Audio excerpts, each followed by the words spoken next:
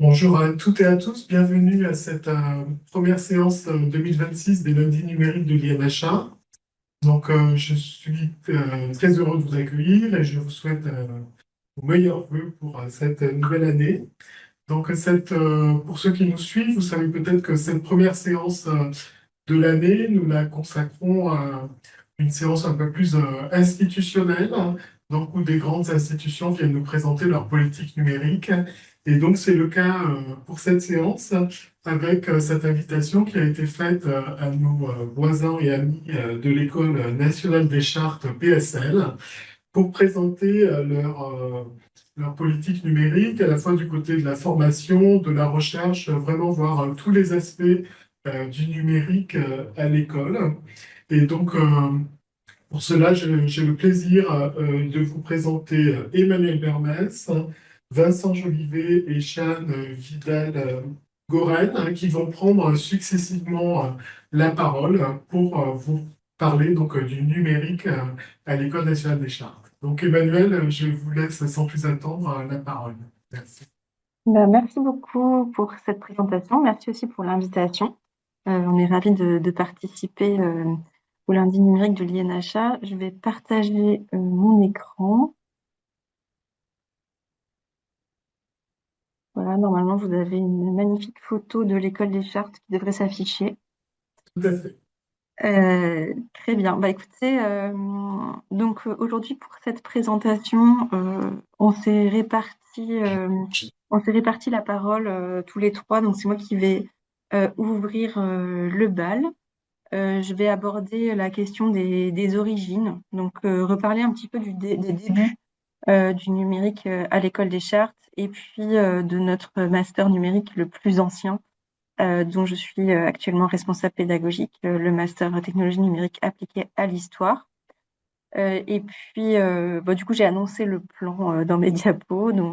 Ensuite, Vincent Jolivet, qui est responsable de la mission numérique de l'école, présentera la problématique de la patrimonialisation des données de la recherche.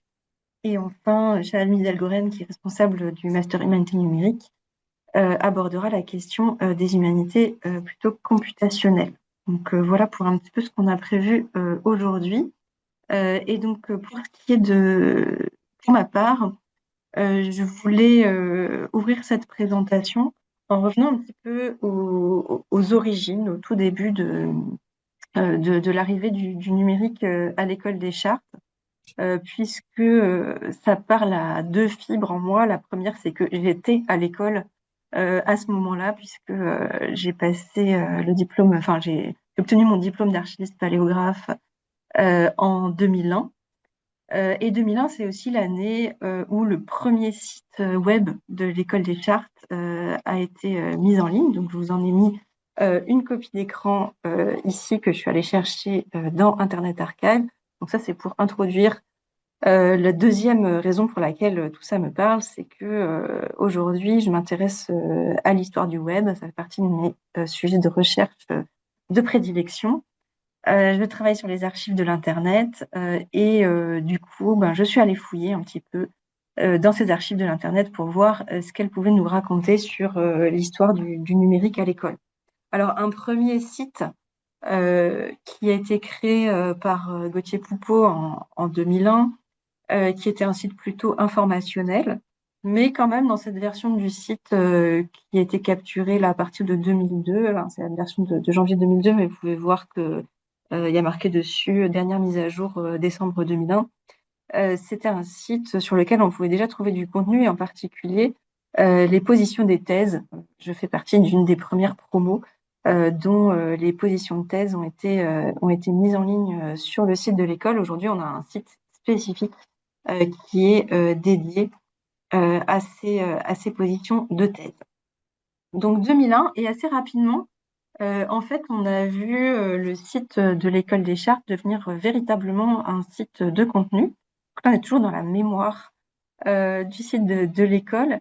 Parmi les choses qui ont été créées au tout début du numérique à l'école des chartes, il y avait le projet TELEM, donc technique pour l'historien en ligne, qui était un projet dans lequel on allait pouvoir trouver des exercices à destination des étudiants, des manuels. Et en particulier, on avait quelque chose qui était extrêmement moderne à l'époque. Là, c'est un peu statique sur ma capture d'écran, mais on avait donc des facsimilés de paléographie sur lesquels on pouvait passer la souris pour faire apparaître la transcription.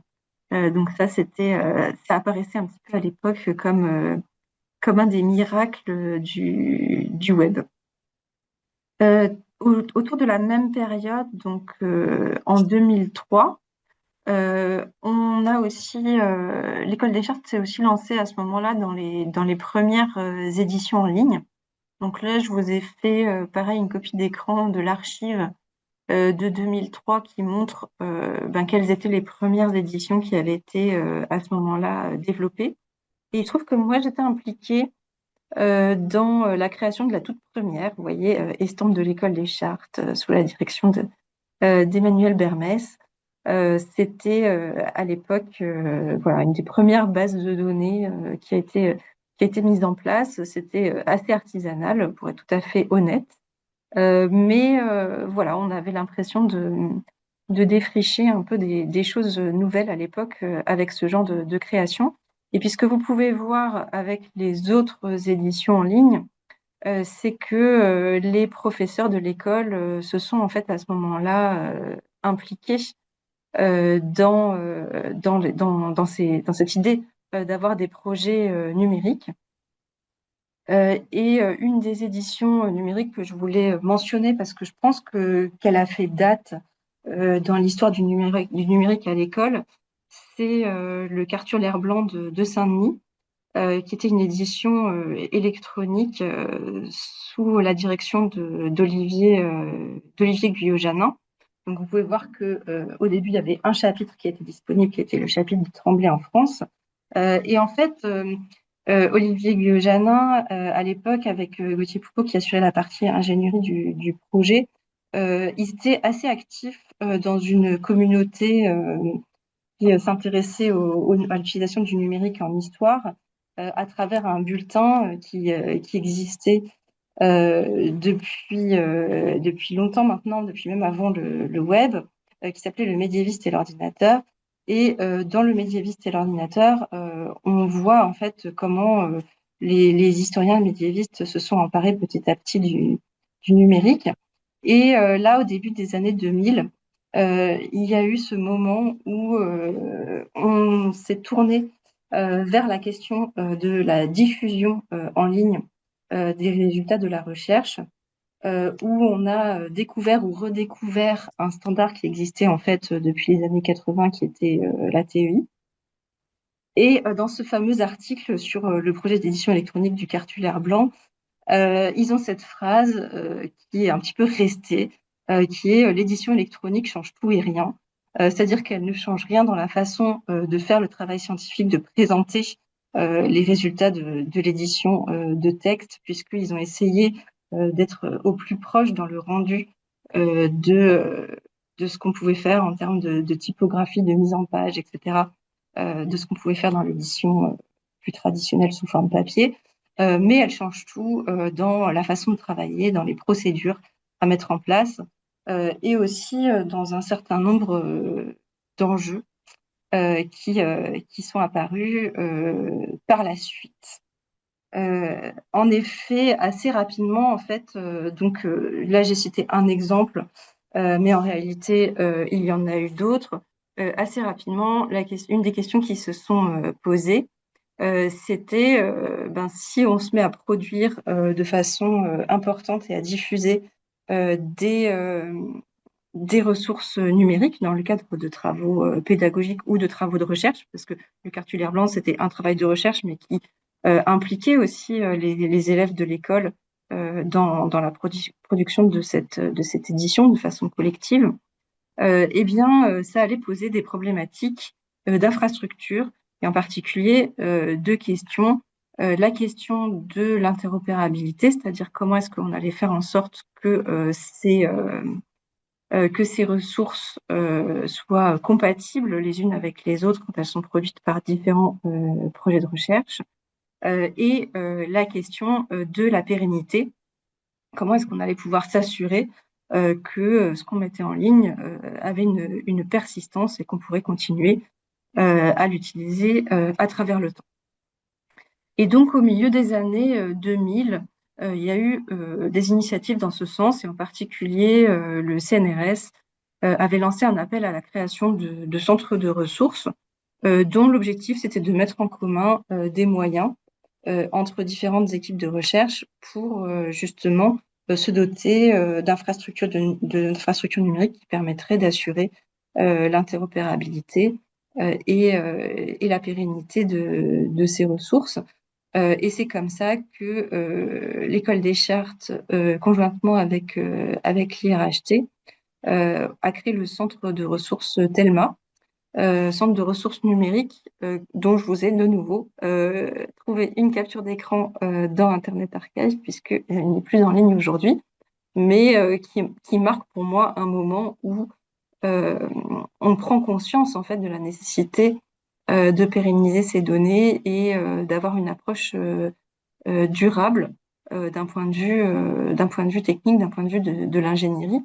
Et ces initiatives qui avaient été lancées par Laurent Romary à l'époque, elles ont contribué à préfigurer ce qu'on connaît aujourd'hui sous le nom d'Humanum, donc infrastructure de recherche pour les sciences humaines en France.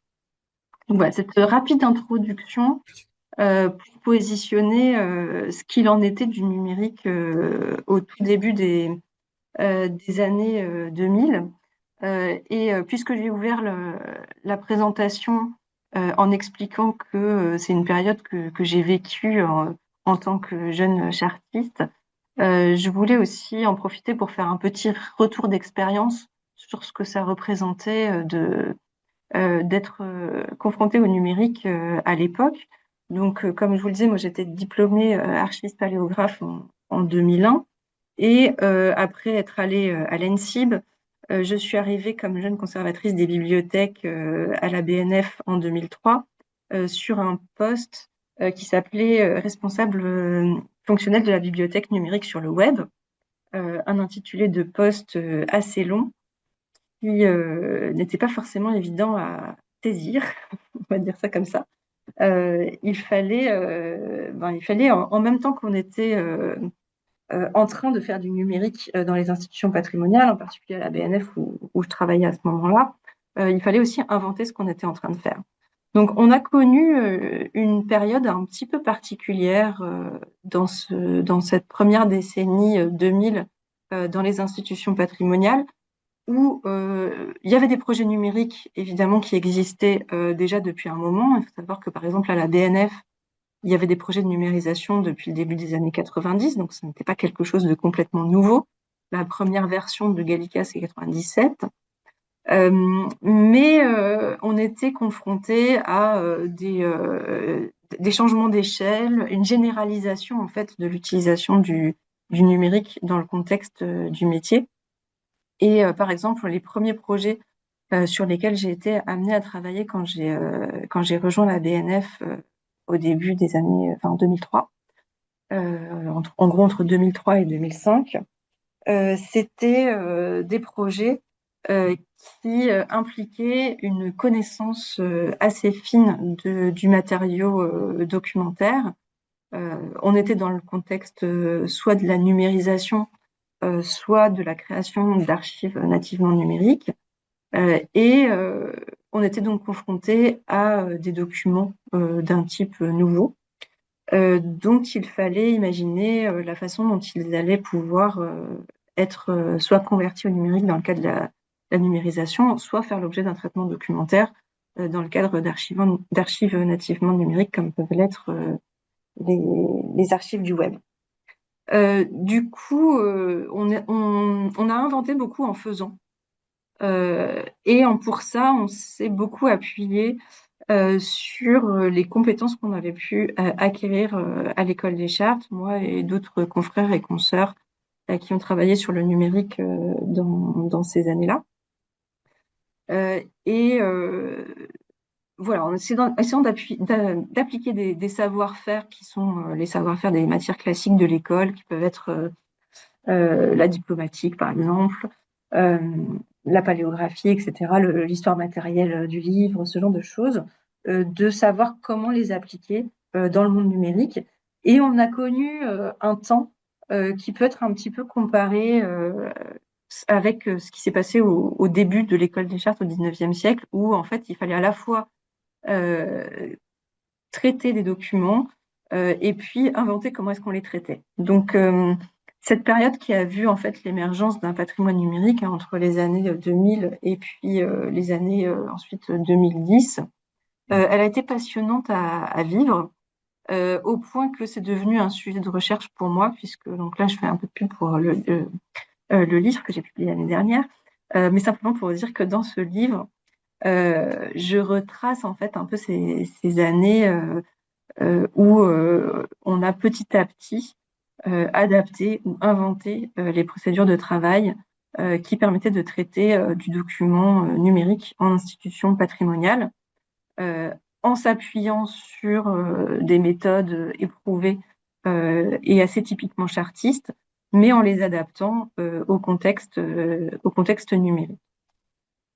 Alors ça, c'était ce qui se passait dans les institutions patrimoniales. Pendant ce temps, du côté de l'école des chartes, euh, l'école a été confrontée à la réforme de 2006 des universités qui a introduit le modèle LMD et qui a créé en fait finalement une situation où le cursus traditionnel de l'école, le diplôme d'archiviste paléographe, était hors LMD et s'est posé du coup la question de la création de masters qui permettrait à l'école de rester en fait dans une logique universitaire dans le contexte de cette réforme. Et c'est un peu comme ça qu'est venu à exister le master technologie numérique appliquée à l'histoire, qui est un master qui est sous la mention archive et dont l'objectif pour les personnes qui en ont été à l'origine, notamment Jérôme Belmont, qui dirigeait les études à cette époque-là à l'école, Gauthier Coupeau, que j'ai déjà cité, puis Florence Claveau, qui a été la première responsable pédagogique du master. L'idée, c'était vraiment de créer une formation qui permettrait de normaliser en fait cette expérience chartiste et numérique que je vous ai un petit peu décrite, qui était une expérience où on appliquait les techniques, les savoir-faire de l'école, mais dans le contexte d'un patrimoine spécifiquement numérique, en s'appuyant aussi sur ce que l'école avait développé comme savoir-faire. Et c'est la raison pour laquelle la création d'applications de sites web, l'édition électronique en TEI et ce type les bases de données, etc., ont une place importante dans ce master parce qu'en fait, ça construisait à la fois sur ce que l'école avait créé comme ressources numériques et sur ce qu'on pouvait observer dans les institutions patrimoniales. Et donc, l'objectif, c'était de former des étudiants qui auraient un profil comme les chartistes plutôt issus de l'histoire de l'art, des sciences humaines, mais de les former à des aspects techniques qui leur permettraient de discuter de manière fluide avec des ingénieurs, des informaticiens, et donc de participer, voire d'être moteur de ces projets numériques dans les laboratoires de recherche et les institutions patrimoniales.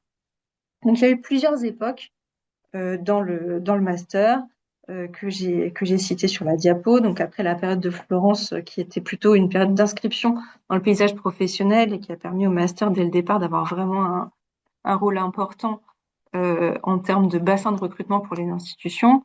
La période Jean-Baptiste Camps avec un questionnement sur la place de la recherche qui va déboucher sur la création du master HN dont Sharon parlera tout à l'heure, et puis la période Thibaut Cléris qui a permis de vraiment renforcer l'expertise technique, d'aller beaucoup plus loin, avec l'arrivée notamment du langage de programmation Python. Alors, en deux mots, parce que je crois que j'ai déjà épuisé mon temps, qu'en est-il des diplômés de ce master aujourd'hui? Est-ce qu'on a atteint cet objectif de créer des chartistes numériques? En fait, on a longtemps parlé de moutons à cinq pattes hein, pour les désigner, expression qui a donné lieu à la naissance d'une mascotte pour l'association de nos étudiants et anciens étudiants. Vous pouvez voir la mascotte là sur l'écran. C'est donc un petit mouton à 5 pattes qui a à la fois des livres et des ordinateurs. Quand je suis arrivée à l'école en 2022 pour prendre la responsabilité du master, on s'est mis en œuvre pour essayer de faire évoluer la maquette, prendre en compte le contexte professionnel. On a travaillé sur les profils des diplômés, donc des profils d'archivistes numériques, de bibliothécaires numériques ou d'ingénieurs des données qui peuvent travailler soit dans le privé, soit dans des projets de recherche, mais qui ont tous cette caractéristique d'être vraiment à l'articulation entre la connaissance des documents, des collections, de l'histoire et la maîtrise de méthodes et d'outils numériques. Avec des connaissances qui sont apportées par les 2 années du master, une partie plus tournée vers les documents, les collections, les fonds et l'archivistique en première année, et puis plus tournée vers le numérique et la réalisation de solutions, de services informatiques, le développement de prototypes, d'applications locales et de chaînes de traitement de données, de data processing, tout ça plutôt en M2, même si avec les refontes qu'on a faites en 2023, ces connaissances sont maintenant bien réparties sur les 2 années. Donc le master aujourd'hui, c'est une formation dans laquelle on a développé l'approche par compétences. Donc c'est une formation qui est tournée vers la professionnalisation. Si vous voulez en savoir plus sur de l'approche par compétences, je pourrais en dire un mot dans les questions, mais sinon, il y a un podcast qui a été fait par PSL sur ce sujet spécifiquement. On a une maquette qui n'est plus divisée en filière bibliothèque, archives, musée, parce qu'on a considéré qu'avec le numérique, tout cela était plutôt convergent. Et donc, on forme plutôt des profils polyvalents, mais avec une forte possibilité désormais de personnaliser leur parcours, à la fois à travers le mémoire et le projet personnalisé en M1, et un système d'atelier optionnel en M2. Donc, si quelqu'un veut vraiment avoir un parcours histoire de l'art, par exemple, il peut tout à fait choisir des options qui vont permettre de construire ce parcours, mais c'est devenu individuel, c'est plus institutionnel. Et puis, on a aussi introduit, évidemment, pour suivre l'évolution du contexte, de nouvelles technologies, en particulier l'intelligence artificielle, dont j'imagine Shahan redira un mot à la fin. Et depuis 2025, le master est aussi ouvert à l'alternance. Donc, j'ai remis dans les diapos, j'imagine qu'elles seront diffusées avec l'enregistrement de la présentation, le lien vers notre appel à stage et à alternance. Donc maintenant, on appelle à stage pour le M1, pour le M2 et à alternance pour le M2. Donc si vous avez des sujets de stage à nous proposer, n'hésitez pas. Voilà. Et s'il y a des gens qui veulent en savoir plus, vous pouvez toujours contacter la fameuse association l'ADEMEC ou venir nous rencontrer aux journées portes ouvertes où je serai présente. Et je passe la parole à Vincent.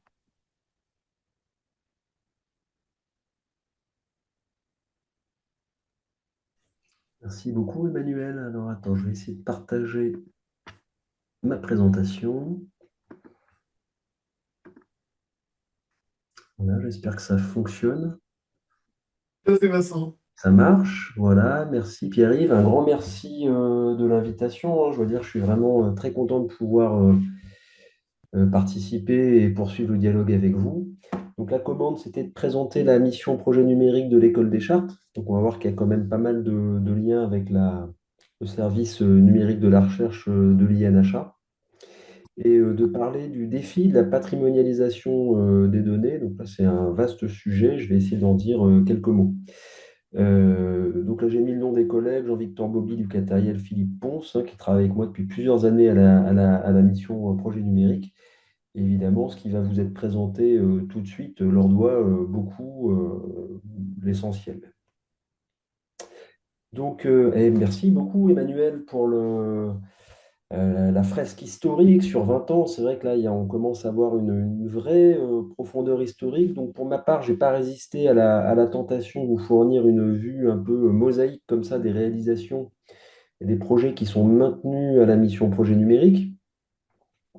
C'est pas du tout exhaustif, hein, c'est qu'une petite partie des choses en ligne disponibles est maintenue. Et derrière le fatras apparent, il y a quand même un ordre. On peut dégager un petit peu des ensembles. on ne se refait pas à l'école des chartes, il y a évidemment des éditions enrichies, annotées en XML-TEI, on a des plateformes d'édition collaboratives. Emmanuel l'a dit, il y a des applications pédagogiques. On maintient aussi des bases de connaissances et des référentiels. On développe aussi des applications à destination de nos communautés pour l'édition, mais pas seulement, aussi en traitement automatique de la langue, lecture automatique des écritures, gestion des données. Donc on se retrouve à partager de plus en plus de jeux de données brutes, parfois assez volumineux. On partage du code source et de plus en plus des modèles d'IA. Donc en un sens, ces 20 ans de projet numérique, ça constitue un magnifique conservatoire des méthodes de partage des données de la recherche. Et je trouve que c'est une histoire qui est intéressante parce que les dispositifs techniques évoluent avec les attendus en matière d'ouverture. Et on pourrait vraiment comme ça parcourir ces 20 années comme le chemin qui nous mène d'un début du numérique à l'open data en passant par l'open access. Et je vais en dire un mot très rapide. Donc là, c'est vraiment la fraise des solutions techniques mises en œuvre, la grande hétérogénéité des solutions techniques qu'on doit maintenir à l'école. Alors, instant zéro, parce qu'on n'est même pas encore dans l'open access, on a eu un temps FileMaker Pro, c'était vraiment le début. Alors, ce n'est pas encore les fiches perforées, mais c'était les premières bases de données de la recherche, où là, on avait des bases qui étaient très singulières, hein. Il y avait à la fois la singularité de l'objet de recherche, du chercheur et de sa donnée. Évidemment, là, il n'y a pas encore de standardisation, on est dans un logiciel propriétaire et rien n'est ouvert. Donc, voilà, en réponse à l'injonction de l'open access, qui était de donner à lire finalement les contenus scientifiques, on a eu beaucoup d'espoir avec la solution MySQL PHP, qui est apparue comme voilà, la solution un peu magique à l'époque pour diffuser en ligne, en HTTP, des bases de données. Donc, on a des bases de données MySQL et du PHP. Il y a eu un temps aussi très fort CMS. Alors, ça a commencé avec Lodel dans le sillage de revue.org. Après, il y a eu la grande mode de Drupal. On a eu Spip aussi, Typo 3. Aujourd'hui, on retrouve des Omeka dans pas mal d'institutions. Là, c'était l'idée de faire des bases de recherche en ligne un peu sur mesure, très rapidement, hein, grâce à des solutions un peu prêtes à l'emploi.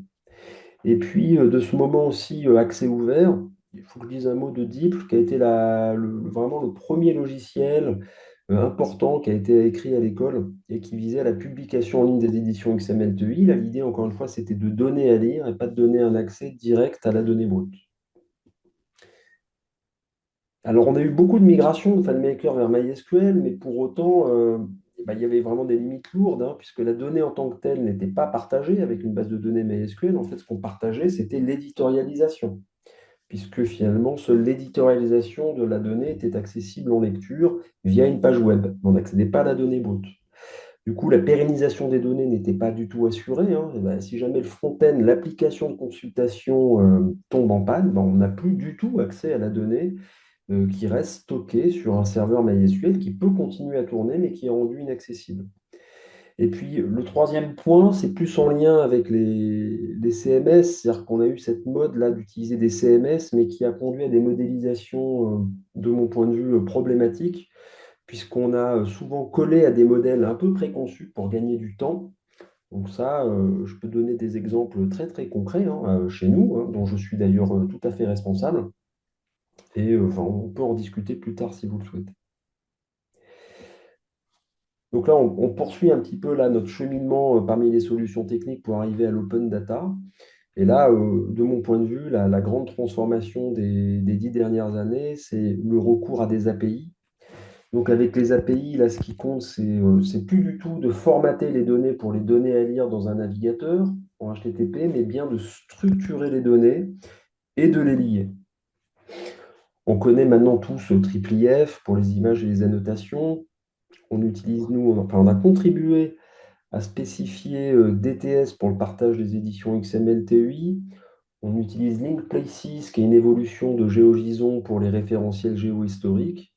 Et évidemment, tout cet écosystème lié repose sur des identifiants. Donc, on a appris à gérer des masses assez importantes d'identifiants, que ce soit des arcs dans l'écosystème BNF ou des DOI, plutôt dans l'écosystème Humanum. Et puis dernier point, et là, pareil, vraiment, je traverse trop rapidement. On pourrait parler des licences aussi. Il y a une histoire à faire, des choix de licences, de leur adoption. Et ça permet de bien suivre cette ligne hein, qui va de l'open access vers l'open data avec des choix de licences de plus en plus permissives.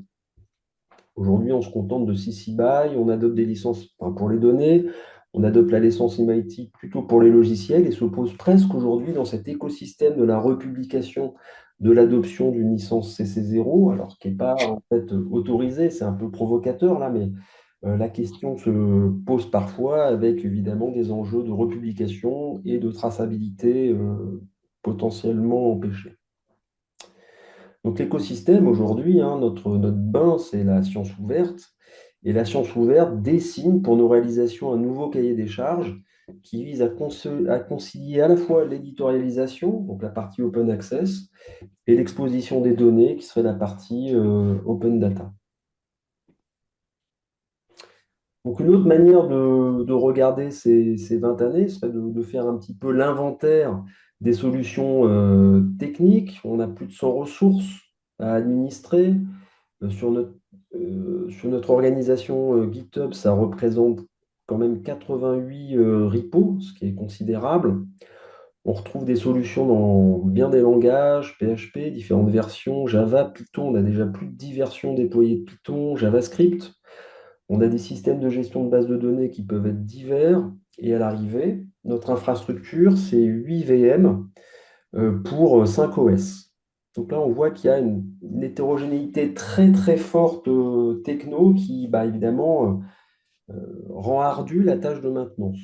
Et puis, alors, quand on ajoute à ça notre écosystème de financement de la recherche au projet, donc ça, c'est un vrai problème pour nous parce que à l'issue des projets, on se retrouve sans financement avec souvent le souhait de maintenir des applications en production, donc ça a un coût.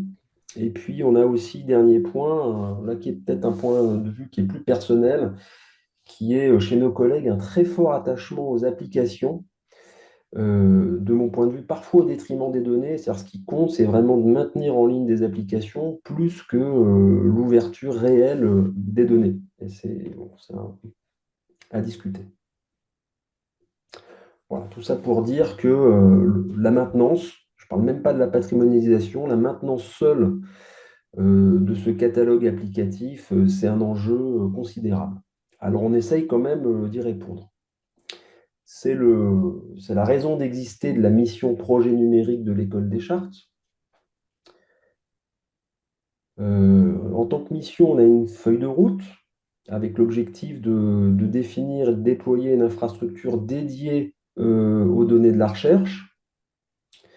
Alors, on fonctionne par silo, hein, on adopte des stratégies pour les éditions, pour des référentiels, pour des collections iconographiques, de plus en plus pour des modèles type IA, et puis on a un catalogue applicatif aussi qu'on souhaite maintenir.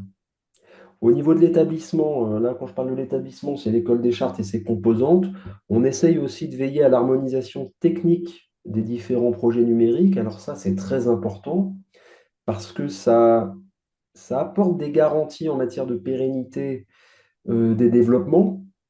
Hein, ça n'assure rien, mais quand même, ça facilite un peu la tâche.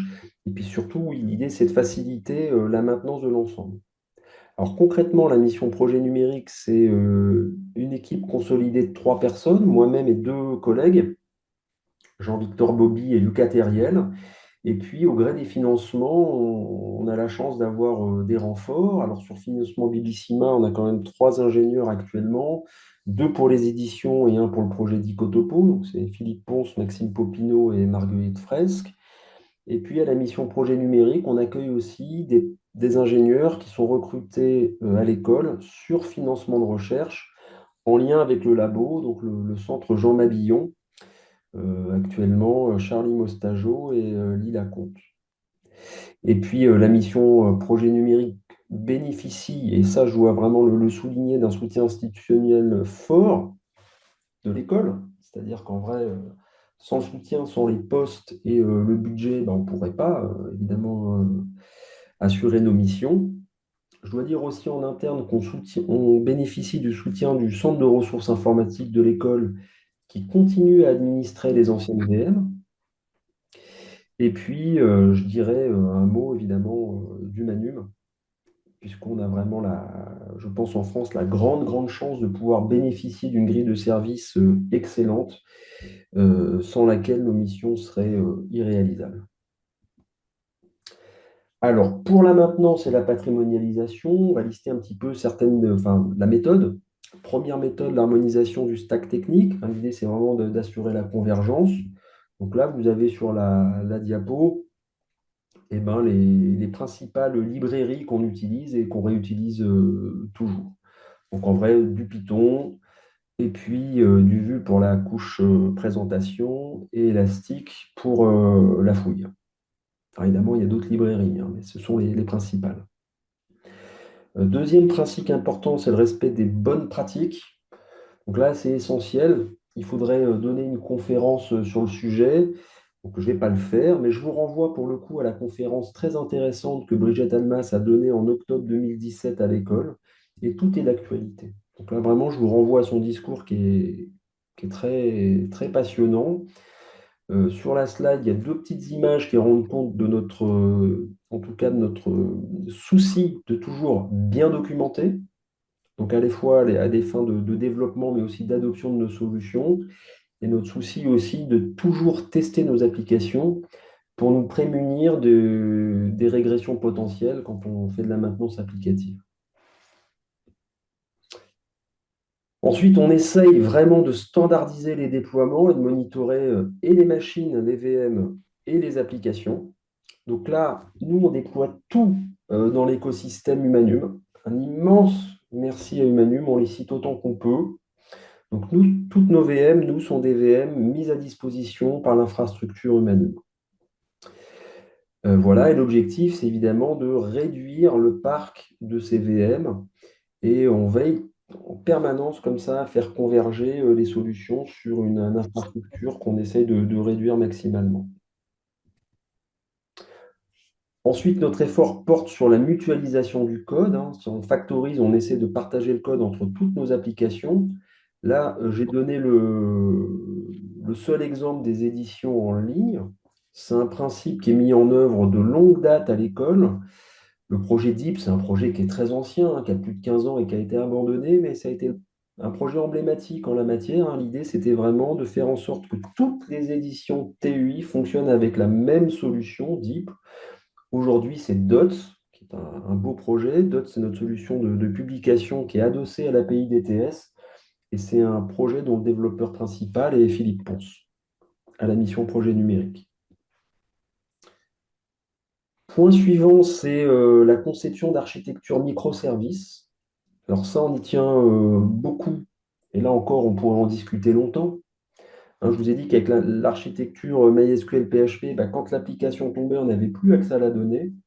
Là, on se prémunit de ce risque-là, hein. Si le front-end, l'application a une panne, en principe, les API restent disponibles, c'est-à-dire qu'on doit pouvoir continuer à accéder à la donnée brute.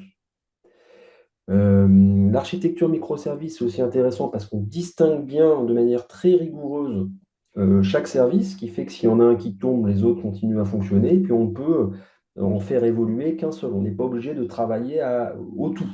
Hein, ça, c'est un principe qui est très important. Donc, ça garantit un petit peu aussi la pérennité de l'édifice. Et puis, dernier point, mais qui est important, c'est qu'on est fair by design.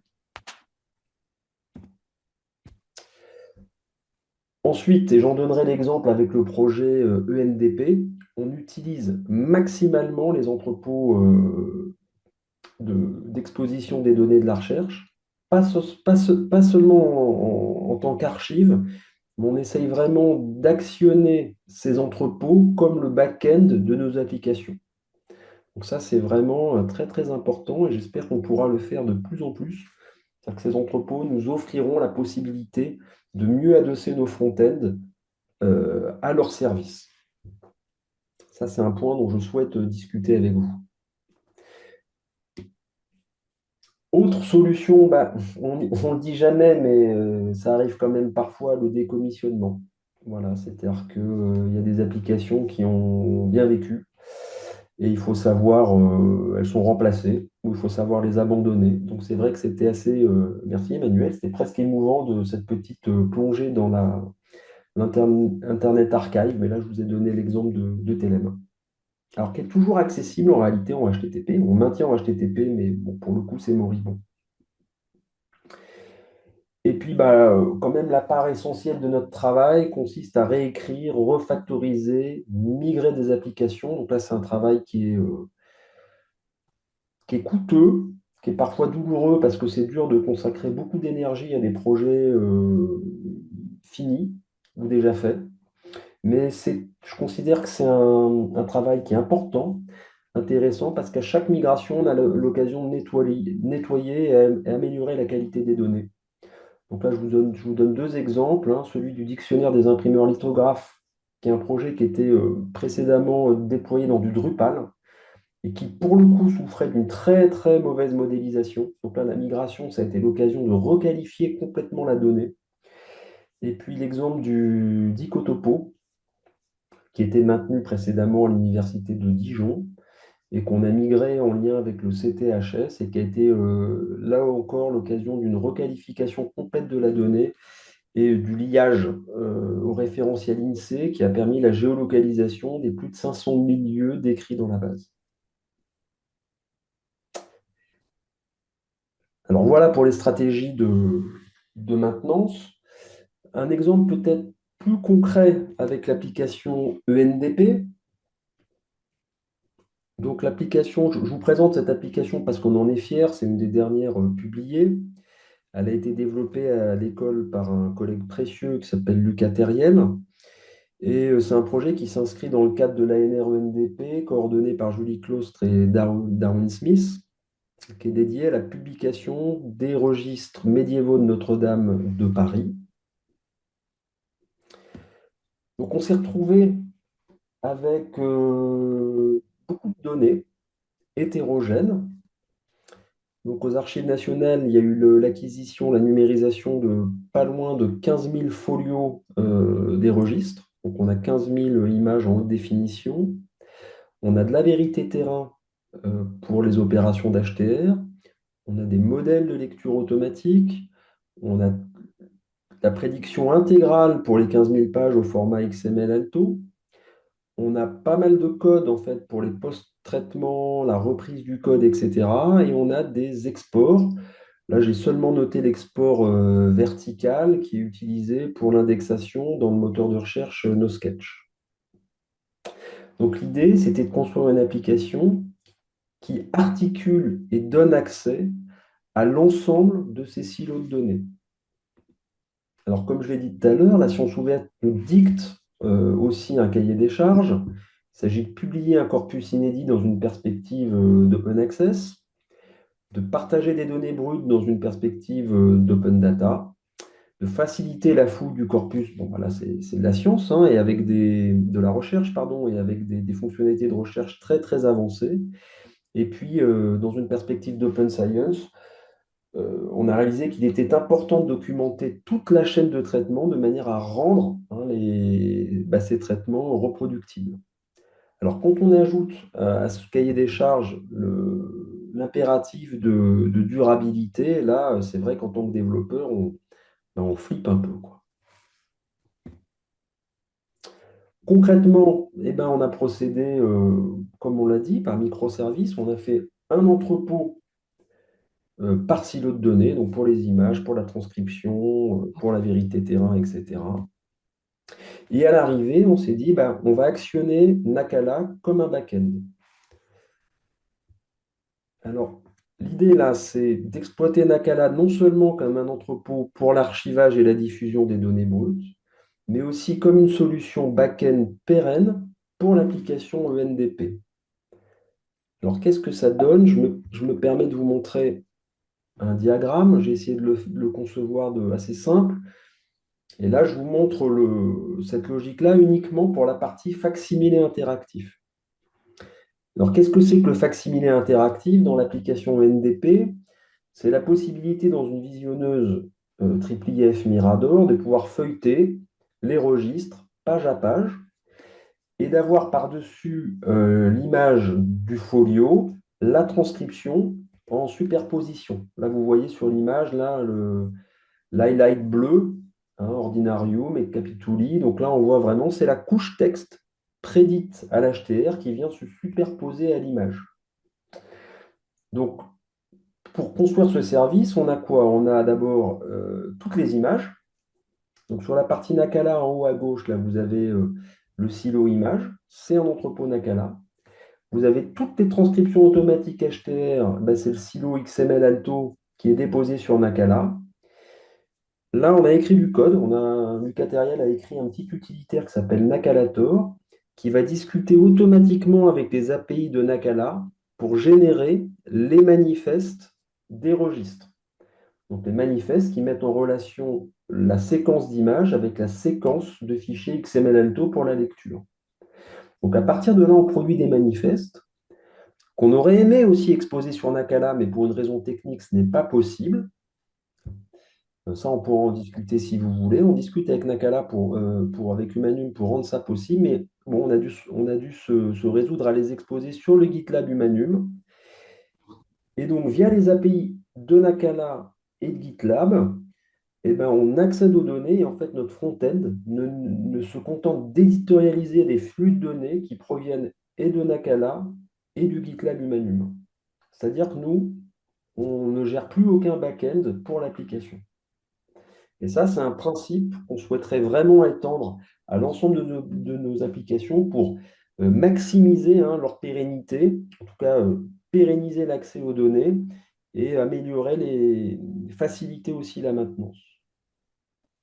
Alors, il y a des avantages et des inconvénients, hein. L'avantage, c'est que c'est fair by design. Il y a un catalogue en ligne, évidemment côté Nakala, qui améliore l'accessibilité aux ressources. On dispose d'API ouvertes, notamment de l'API IIIF Image, et puis ça répond en bonne partie à la question de la pérennité. Alors les inconvénients, c'est que c'est des plateformes qui ne sont pas conçues pour ces usages-là, donc qui ont quelques limites, notamment en matière de fourniture d'identifiants. On ne dispose pas encore de recommandations communautaires pour ces usages-là. Et puis, évidemment, on dépend des API ouvertes qui peuvent être un peu limitées, hein. Évidemment, ce n'est pas comme développer soi-même, enfin spécifier comment dire, une API dédiée aux besoins d'une application. Là, il faut ruser, on est parfois un peu limité par les API telles qu'elles ont été définies par les plateformes. Mais c'est pour nous un axe de travail qui est très important et qui a été récompensé, puisqu'on a proposé la démarche et elle a été lauréate du prix des données de la recherche 2025 dans la catégorie créer les conditions de la réutilisation. Donc on était très, très content de ce succès et on espère qu'il sera inspirant et qu'on pourra poursuivre le dialogue avec les collègues du Manum de manière à rendre comment dire, la méthode plus efficace. Donc voilà pour la partie maintenance applicative, patrimonialisation des données de la recherche. Je voudrais dire un dernier tout petit mot de nos activités, puisqu'on ne se contente pas de maintenir un parc applicatif à la mission projet numérique.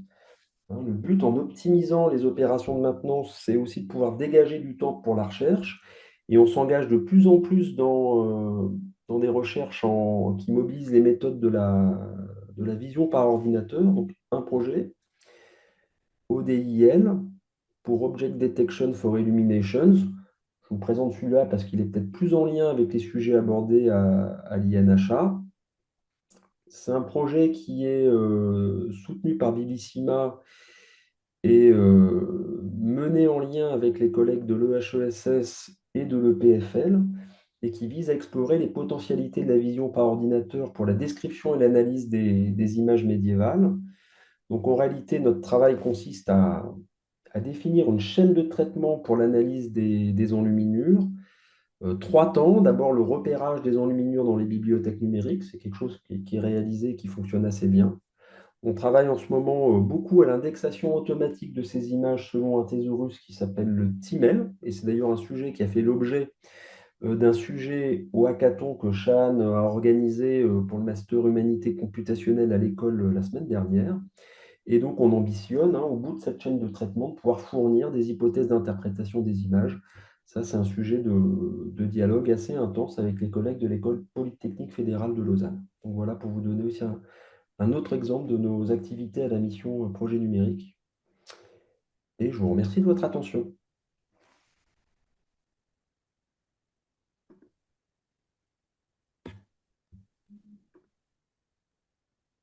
Je passe la parole, Chane.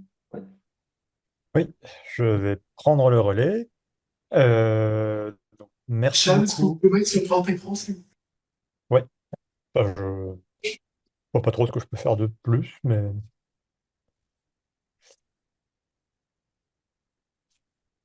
c'est mieux comme ceci. Exactement, merci beaucoup. Je vais juste mettre comme ça.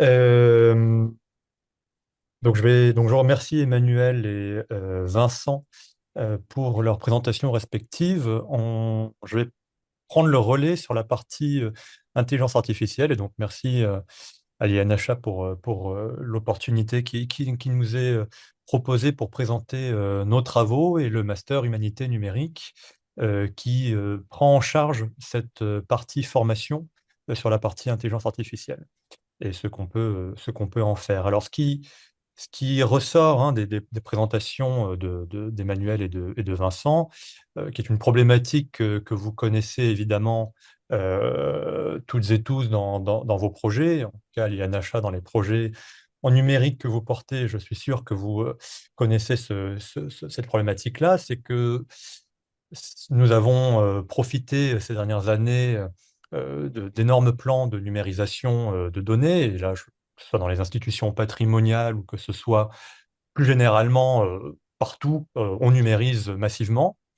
Et on aboutit à des corpus, des bases de données qui sont structurées, qui sont peut-être pas structurées, qui sont des données brutes. Mais en tout cas, c'est un patrimoine numérique qui est à notre disposition, mais qui est globalement dormant. C'est-à-dire que certes, l'information est disponible quelque part, mais si vous ne savez pas comment chercher dedans, si vous ne savez pas vous-même, par exemple dans des bases de données de manuscrits, lire des manuscrits, vous ne pouvez pas vraiment plus y accéder que la copie numérique. Alors on a protégé les informations, on a protégé le document, mais finalement pour accéder à l'information réellement, il y a toujours un cap qui doit être franchi.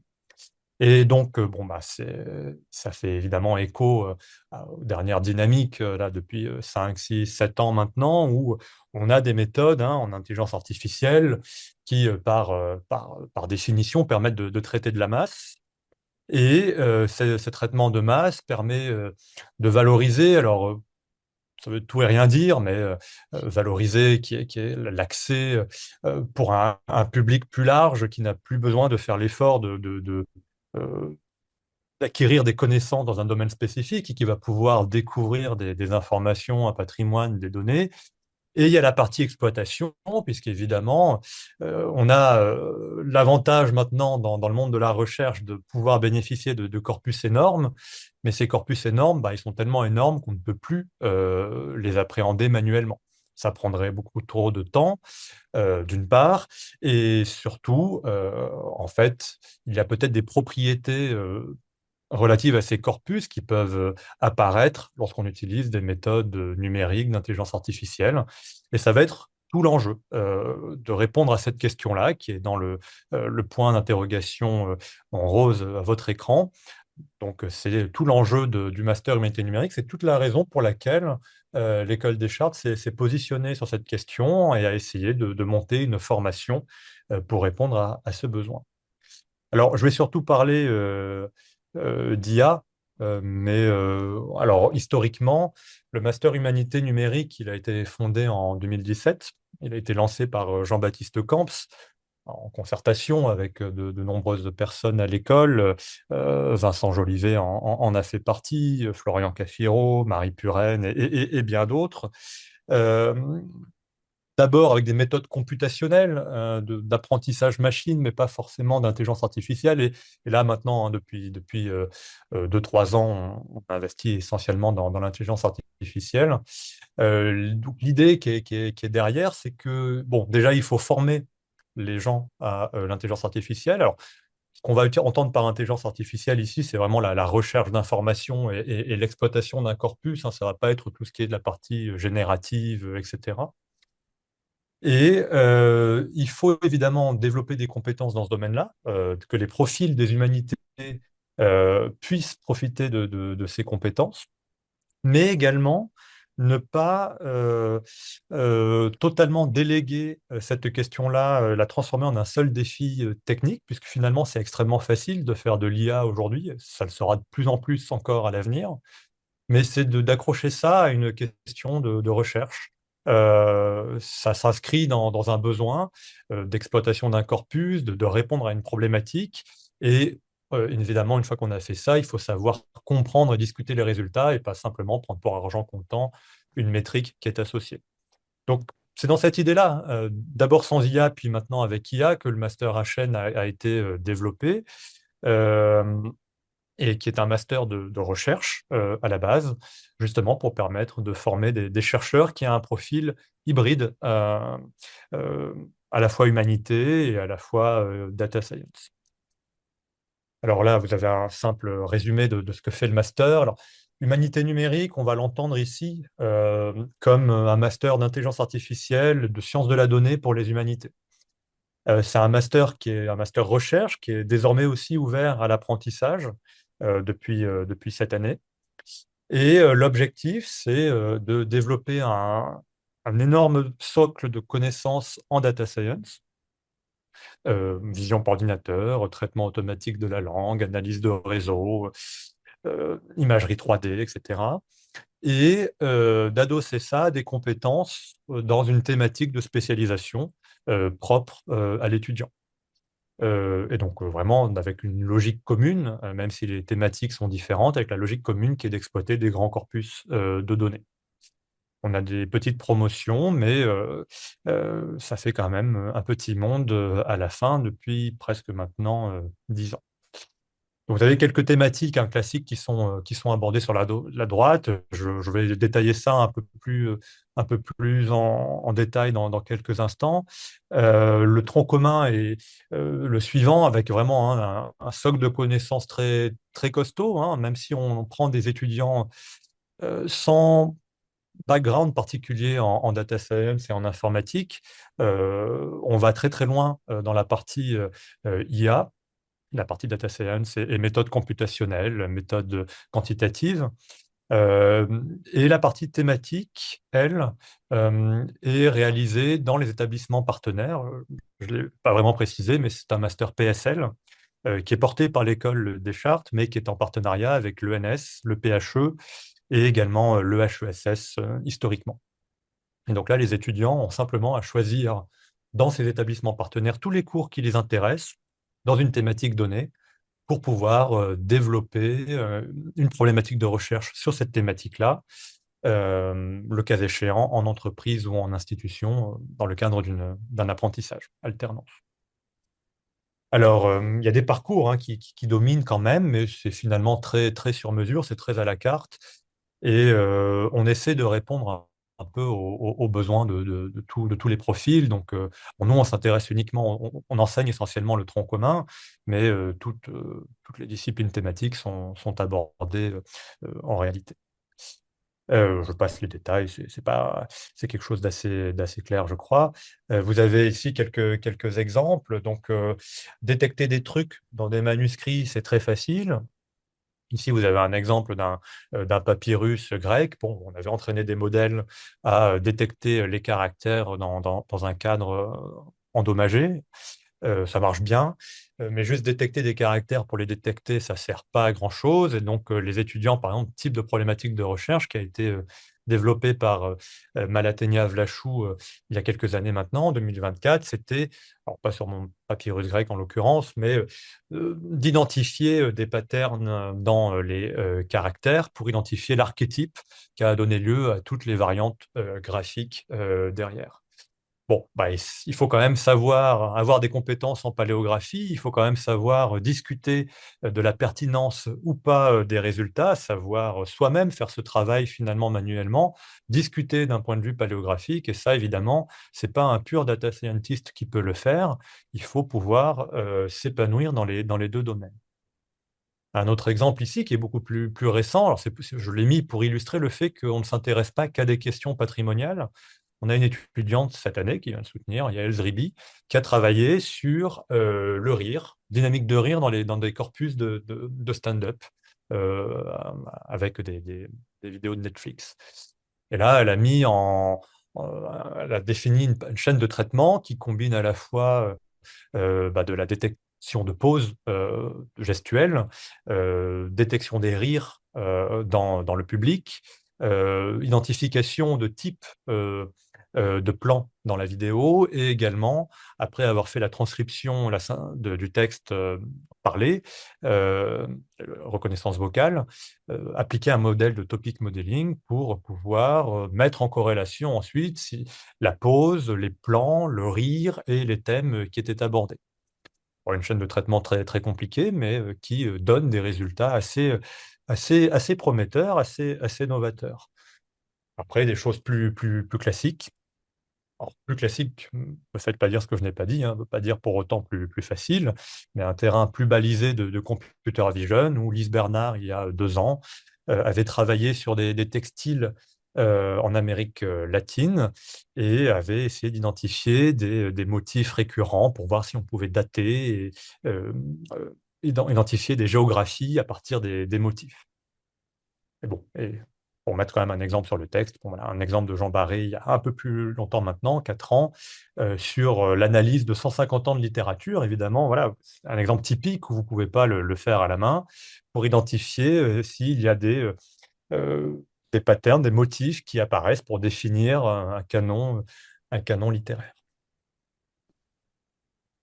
Alors, on essaie d'associer tous les développements du master, ces thématiques de recherche et ces compétences en computer vision, computer science en général, sur différents corpus. Et on a mis en place cette année une semaine annuelle de compétition où il y a eu pendant 5 jours 15 défis à relever par les étudiants, et on a été très euh, heureux des résultats qui ont été produits par les étudiants. Et il y a notamment eu un projet apporté par l'INHA sur le fonds Thierry avec de la classification d'images et de la génération de métadonnées, description automatique d'images.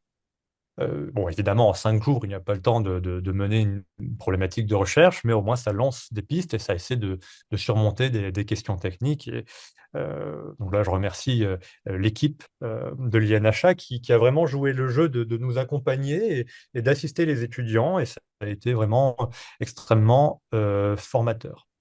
Alors, au-delà de simplement le master à chaîne, cette question de l'intelligence artificielle, elle est désormais extrêmement présente hein, dans l'école, que ce soit avec le master TNH également, euh, où la question se pose désormais évidemment dans les chaînes de traitement patrimoniales, et également avec les archivistes paléographes, puisque c'est un métier aussi qui est concerné par l'évolution avec l'intelligence artificielle. Et il y a eu la mise en place l'an dernier d'une junior entreprise qui fait appel à toutes les compétences des étudiants dans des pôles de transcription, de conseil et de données, et qui vise à mettre en application et à combiner ces différentes compétences sur des projets numériques notamment.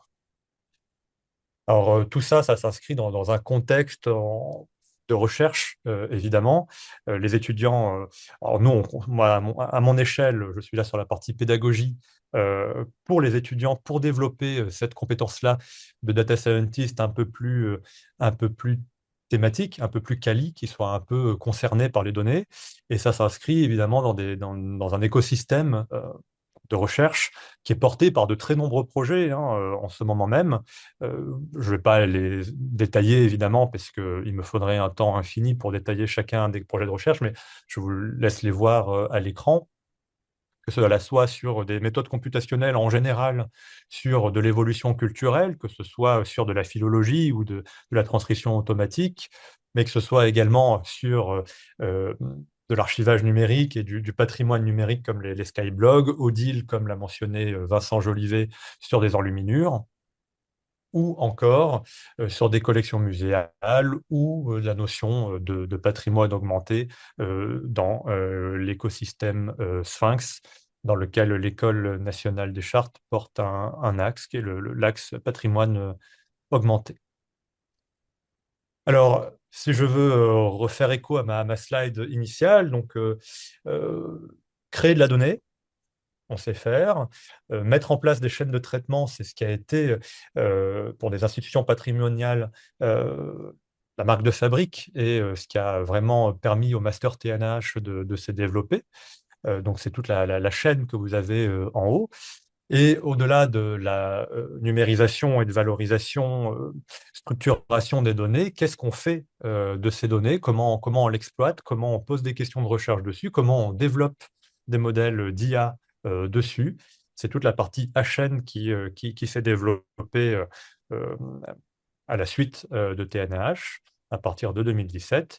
Et évidemment, bah, tout cela est à cheval entre les différents projets de l'école, hein, donc les projets qui ont été mentionnés par Vincent, de la mission numérique, et qui fait finalement la synthèse, qui fait une mise en application en interne de ces doubles compétences qui sont développées. Alors, finalement, ces technologies maintenant en IA et même en valorisation, elles sont vraiment matures, hein. C'est-à-dire qu'il y a évidemment d'autres formations, d'autres équipes qui savent les mettre en place, qui savent les mettre en œuvre. L'école a été assez avant-gardiste, hein, sur pas mal de questions, et donc maintenant il s'agit vraiment de les mettre en place. Les institutions patrimoniales ont bien compris, ont bien saisi l'enjeu et les besoins attenants. Mais il ne faut pas la résumer à une simple question technique. Vraiment, ça s'inscrit dans une compréhension et une définition de problématiques de recherche en parallèle, hein, de cette compétence technique. Les données, il faut savoir les comprendre, il ne faut pas simplement les manipuler d'un point de vue computationnel, et c'est un peu tout ce qu'on essaie de défendre. Et il y a quelque chose qui va pointer. Alors évidemment, à l'avenir, l'école des chartes, traditionnellement, hein, on est très axé en ressources patrimoniales. Alors vous avez vu là dans quelques exemples que j'ai donnés, c'était moins le cas en HN désormais, mais on va essayer, hein, c'est l'un des enjeux à l'avenir, c'est de vraiment aussi de toucher à de nouveaux corpus, alors que ce soit des modèles 3D, que ce soit du son, de la vidéo. Ce sont des choses qui sont en cours de construction, en cours de réflexion à l'école. Et il y a également cette question du faux, enfin, faux, ou en tout cas de l'information générée, qui va nous occuper, évidemment, hein, à la fois dans des perspectives patrimoniales, mais en fait plus généralement, c'est comment est-ce qu'on arrive à discuter de la véracité, de la viabilité de la donnée, comment une information générée peut aussi répondre à des questions de recherche et répondre à des requêtes utilisateurs dans des institutions patrimoniales et dans des entreprises. Et ça va être aussi l'un des axes de réflexion que nous allons avoir à l'école dans l'écosystème de l'intelligence artificielle. Voilà, je vais m'arrêter là parce qu'après, bon, il faut quand même laisser un peu de temps pour les questions-réponses. Et je vous remercie pour votre attention.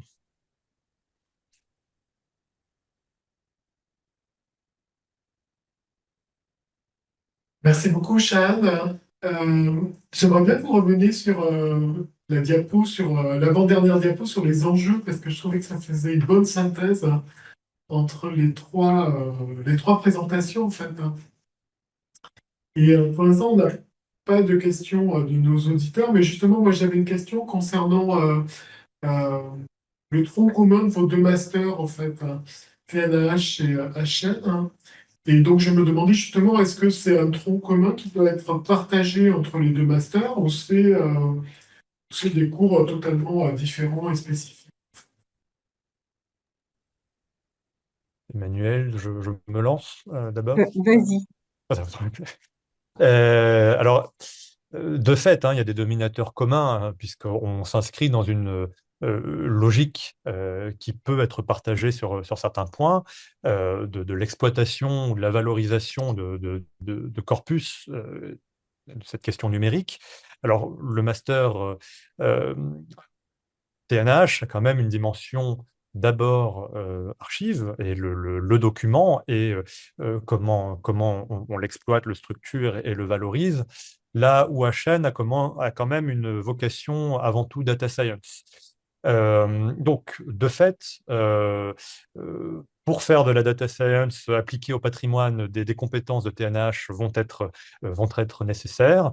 Et à l'inverse, pour passer à l'étape d'après de la valorisation sur de l'exploitation quelconque, les TNH ont besoin de développer des compétences en IA.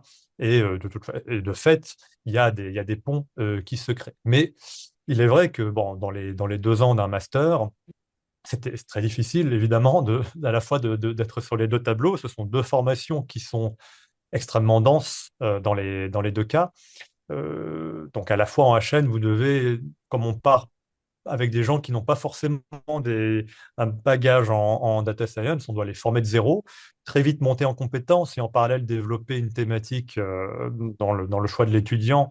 Et en parallèle, les TNH sur ces compétences archives. Et pas évident, hein, évidemment, de trouver le temps pour pouvoir tout faire. Mais il y a évidemment quelques liens qui existent. Et évidemment, la mission numérique est le bon exemple pour montrer qu'il y a des dénominateurs communs et que ça produit un profil ingénieur, un profil data scientist qui peut être à cheval entre les deux.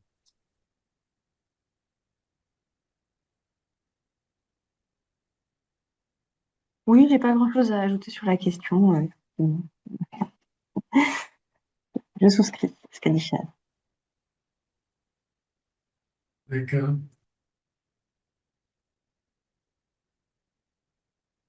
Peut-être, Emmanuel, vous voulez revenir sur ce sujet que vous avez abordé sans trop le développer, qui était l'approche par compétence, en fait, hein. Oui, alors bon, c'est une méthode en sciences de l'éducation qui est assez en vogue à l'heure actuelle à l'université, hein. Donc l'objectif, c'est d'examiner la façon dont est construite la formation et la pédagogie au regard de ce qui sera attendu des personnes une fois qu'elles seront en poste. Donc l'idée, c'est de rendre les formations le plus possible professionnalisantes. Donc moi, j'ai eu la chance d'être accompagnée pour refondre la maquette du master TNH par le Centre d'innovation pédagogique de PSL. Donc, c'est des collègues qui sont spécialisés dans cette question de l'approche par compétences. Et ce qu'on a fait, c'est qu'on est parti des fiches de poste euh, qui, euh, qui étaient soit des fiches de poste de jeunes diplômés du master, soit des fiches de poste qu'on a vu passer au moment où on a fait cette démarche qui pouvait correspondre à leur profil. Et on a organisé des ateliers avec les employeurs et on a examiné en fait ce qui était demandé dans les fiches de poste au regard de ce qui est enseigné dans la formation. Et ensuite, c'est un système où on revient, on fait découler en fait de ce qui est attendu à la fin, l'évolution de la formation. Donc, c'est ce qui nous a permis de vérifier par exemple que les 3 profils que j'ai montrés à un moment donné en disant il y a des profils plutôt bibliothèque, des profils plutôt archivistes, des profils plutôt ingénierie, étaient des profils quand même distincts mais avec beaucoup de choses en commun. Ça a permis de vérifier quels étaient les éléments qui étaient communs à ces différents profils pour pouvoir ensuite s'assurer qu'on met bien ces éléments dans le tronc commun. Et puis, ça a permis de voir quelles étaient aussi les compétences que les employeurs valorisent le plus pour pouvoir ensuite s'assurer que d'une part, on a bien ce qu'il faut dans la maquette pour les développer d'un point de vue pédagogique et qu'on a bien aussi ce qu'il faut pour évaluer que les étudiants qui sortent ont bien les compétences qui sont attendues. Du coup, nous, sur le TNH, ce qui était le plus valorisé, euh, ce qui est ressorti vraiment de manière assez majeure de ces ateliers, de façon peut-être un petit peu étonnante, c'était pas la grande compétence sur les connaissances historiques ou documentaires, ou encore la maîtrise de Python ou quoi que ce soit de ce genre. c'était d'une part la capacité à s'auto-former et d'autre part l'autonomie. Donc, ce qui en découle, c'est qu'en fait, ce qui est valorisé chez les diplômés du master, c'est notamment la rapidité avec laquelle il et elle s'intègrent dans les projets qui les recrutent et deviennent opérationnels pour en gérer les différents aspects. Et puis, leur capacité à continuer à se former, parce que sur le numérique, ça évolue tout le temps, hein, comme l'a bien montré notamment l'intervention de Shahan. Euh, et des gens qui sont sortis du master il y a 7 ans ou il y a 10 ans, les compétences qu'ils ont acquises dans le master doivent être remises à jour régulièrement. Et c'est tout l'enjeu après de la vie professionnelle dans ce type de domaine. Donc, du coup, l'approche par compétence implique de vérifier que on développe effectivement ces compétences d'autonomie d'auto-apprentissage et qu'on met en place des évaluations qui permettent de le confirmer. C'est tout à fait passionnant. Et je confirme pour travailler avec des gens qui ont fait la formation TNH, qui sont tout à fait dans cet esprit-là, et donc indépendants et à s'auto-former tout le temps, et c'est tout à fait formidable. Peut-être question à Vincent. Merci beaucoup pour cette présentation, ce catalogue incroyable de plus de 100 ressources, hein. Et alors, nous, on n'est pas confrontés au même problème de technicité à l'INHA et notamment au SNR, mais on a quand même la volonté de créer une base de données de nos ressources numériques, c'est-à-dire qu'à partir d'un certain temps, on a du mal à avoir une appréhension de tout cet historique. Et effectivement, je me demandais si vous-même, vous avez une base de données, en fait, du catalogue avec tout l'historique de ces productions. Alors, un historique, pas vraiment. J'étais content de le faire un petit peu à l'invitation d'Emmanuelle. Elle avait dit qu'elle essaierait de retracer un peu ses 20 années, donc je m'y suis plongé aussi. Donc, on n'a pas vraiment un catalogue, mais on a une liste, hein, quand même de tous les services ouverts en HTTP, donc qui nous permet d'accéder à tout. Idéalement, en fait, cette liste, elle est configurée dans une application de monitoring qui nous permet de voir que tout fonctionne bien en temps réel. Après, la logique, elle est complexe dans une perspective API, parce que finalement, pour une application, on a plusieurs applications qui fonctionnent et les choses sont un peu brouillées. C'est-à-dire que c'est difficile de dire, de faire la part entre les applications, les données, les éditions. En fait, c'est quand même les frontières se brouillent un petit peu. Voilà, je pense qu'il y a 15 ans, on pouvait dire, voilà, il y a 10 numéros, il y a 10 projets éditoriaux. Aujourd'hui, avec toutes ces logiques de republication, de microservices, c'est difficile de quantifier les choses. Voilà. Mais pour répondre à ta question, Pierre, oui, oui, bien sûr, on a une liste. On n'a pas un historique, mais on a une liste et autant que possible, on essaie de monitorer toutes ces applications en temps réel.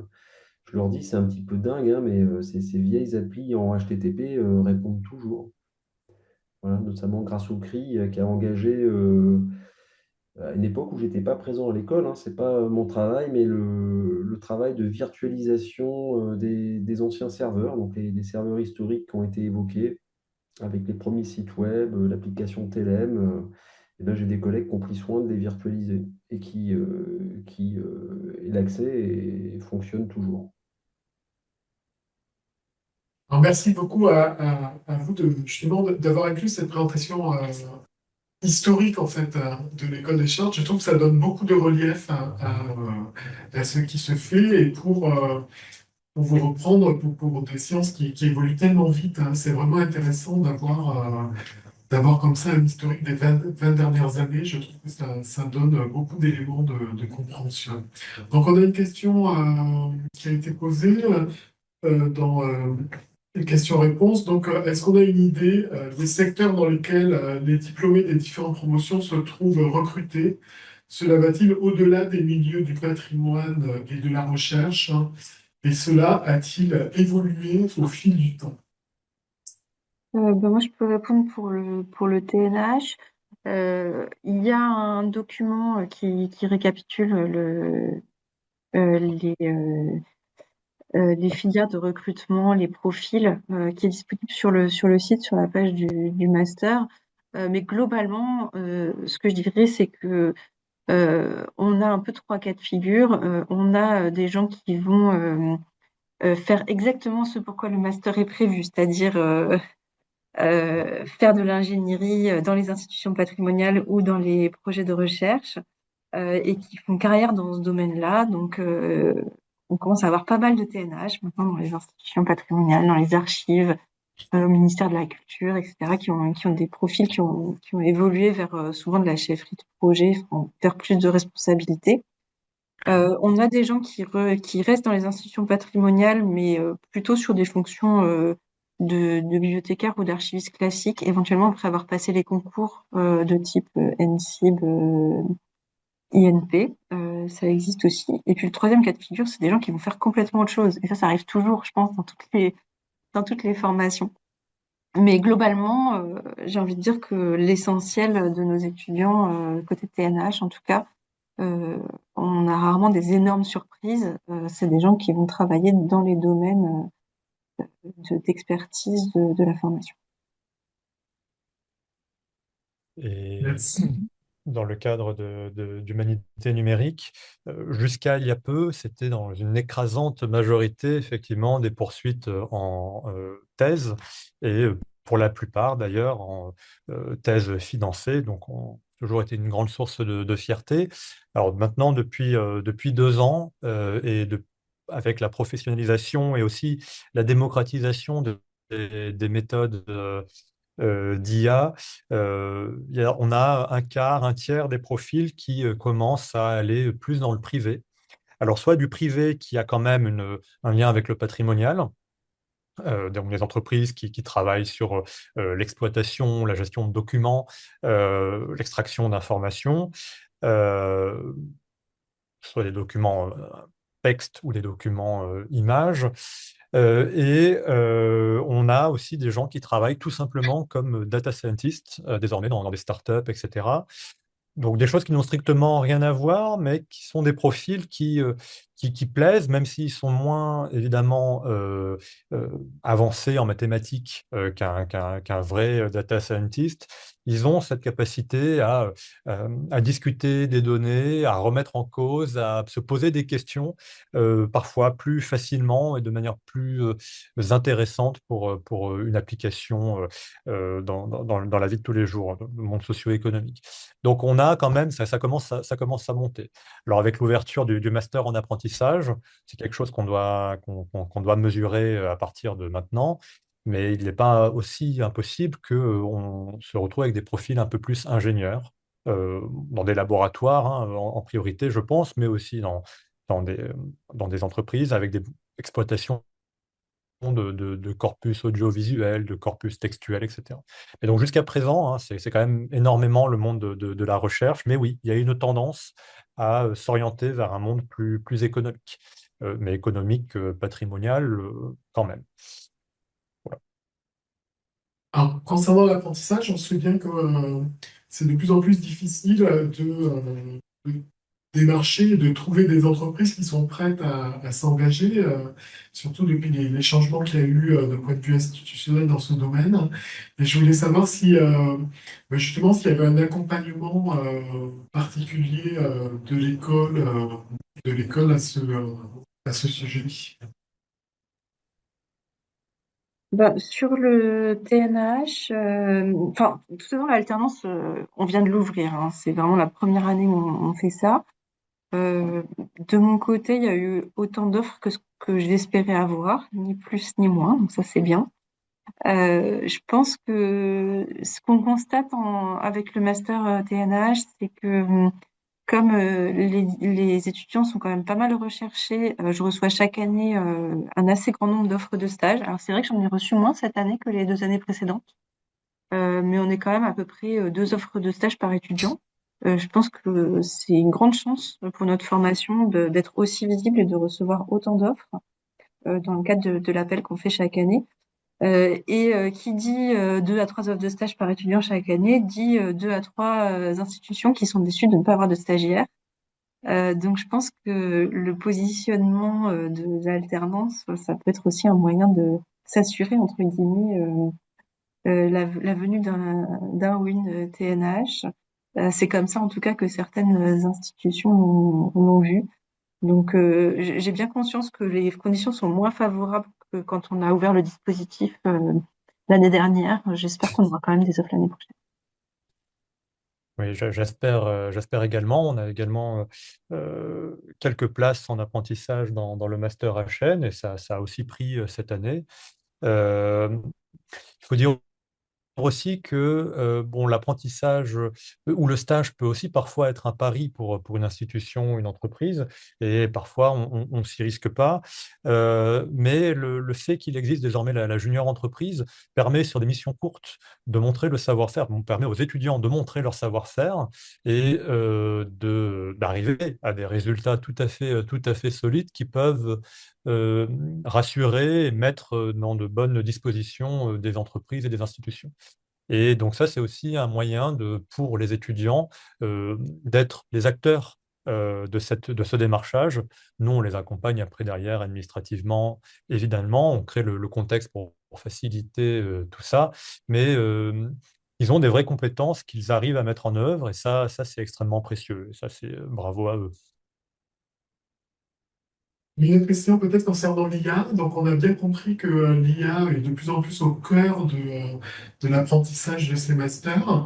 Mais je me demandais, outre les questions de méthodologie, outre les questions techniques, qu'est-ce que l'école met à disposition comme infrastructure, en fait? Parce qu'on sait bien que l'IA, il y a aussi une question d'infrastructure, de CPU qui est cruciale. Alors, je peux apporter une première réponse euh, en 2 temps. Donc, il y a des équipements qui soit sont déjà mis à disposition, soit sont en cours de renforcement pour les étudiants, donc avec infrastructure GPU qui leur permet soit dans le cadre d'un cours, soit pour leur projet de recherche, d'arriver à faire du traitement massif. Alors, tout n'est pas encore totalement opérationnel et ça fait partie des choses que l'on doit consolider dans cette année 2026. Si je prends l'exemple du hackathon, des hackathons du Master HN qu'il y a eu la semaine dernière, nous avons des budgets qui nous ont été octroyés pour permettre à la fois la souscription d'API pour euh, infrastructures type Mistral, etc., qui permettent de décharger certains calculs, certaines exploitations avec des modèles VLM ou LLM prêts à l'emploi, ou presque prêts à l'emploi et qu'on fine-tune via les API, et également l'allocation de serveurs directement, par exemple, de décharger des coûts d'entraînement ou d'inférence sur un serveur OVH français. Évidemment, après, se pose la question d'un truc plus pérenne en interne, plus gros. Et ça fait partie des challenges, évidemment, puisque nos besoins computationnels vont croître énormément. Les modèles sont chaque jour un peu plus gros et les projets des étudiants chaque jour un peu plus ambitieux. Donc, c'est une problématique qu'on a en tête, mais on a déjà des premiers clusters en interne.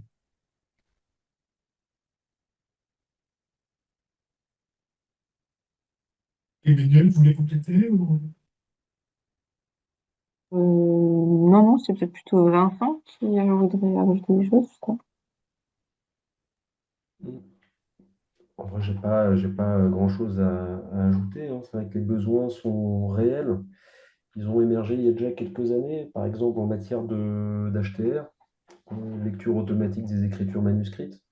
Et c'est vrai qu'il y a en fait, on est attentif aux appels à projets. On a déposé, par exemple, il y a quelques années, une réponse à appel à projet du DIMAP en lien avec INRIA, de manière à nous doter d'une infrastructure un serveur d'inférence donc, qui est important, ce qui s'appelle Crema. donc CRO2MA. Donc c'est vrai qu'on essaye de monter des infrastructures et de s'adosser aux infrastructures disponibles pour les calculs importants. Voilà. Et après, c'est-à-dire enfin, la question n'est pas simple parce qu'en fait, elle se pose à la fois pour le calcul des modèles. Donc là, on a vu qu'on avait des besoins, des limites à l'occasion du hackathon, par exemple. Nous-mêmes, ponctuellement, on a des besoins de calcul importants pour construire des modèles. Et puis après, on réfléchit aussi à l'infrastructure utile pour la mise en production de services adossés à ce type de modèle. Et là, ça suppose la définition d'infrastructures différentes. Voilà. Donc c'est un travail en vrai à ce stade qui est en cours et c'est un sujet de réflexion en cours à l'école. Merci beaucoup. On arrive au terme de cette séance très riche. Je pense qu'on aurait pu continuer avec. Mais bon, je mettrai On fera un article dans le carnet de recherche du SNR pour rendre compte au moment de la diffusion en ligne de cette séance et on mettra des liens qu'il y avait dans les présentations et on renverra à des éléments que vous avez cités mais qui mériteraient à chacun davantage de temps pour vraiment en prendre connaissance, donc notamment à lire à l'ADMEC, l'association de vos alumni, qui est très intéressante, le lien sur Hackathon, ce prix que vous avez reçu. Donc tous ces éléments-là, on essaiera de les reprendre dans des liens sur cet article. Donc je vous remercie beaucoup tous les trois de cette présentation. Et je vous invite pour la prochaine séance des lundis numériques qui aura lieu le 9 février prochain. Donc une séance qui sera un peu plus sur des sujets un peu plus politiques en fait, concernant la destruction et l'interdiction des données numériques. Et donc avec des collègues nord-américains qui nous feront part de leur retour d'expérience. Une séance qu'on a eu beaucoup de mal à organiser, tant est difficile ce témoignage et cette prise de parole, en fait. Donc, ça entre bien dans la définition de ce sujet, c'est-à-dire, c'est difficile de trouver des interlocuteurs pour parler de détruire et interdire les données numériques qu'on est en train de vivre, notamment aux États-Unis. Donc, je vous remercie toutes et tous beaucoup et donc on vous retrouvera, si vous voulez bien, le 9 février prochain pour la prochaine séance de l'année numérique. Merci beaucoup, au revoir à tous. Au revoir.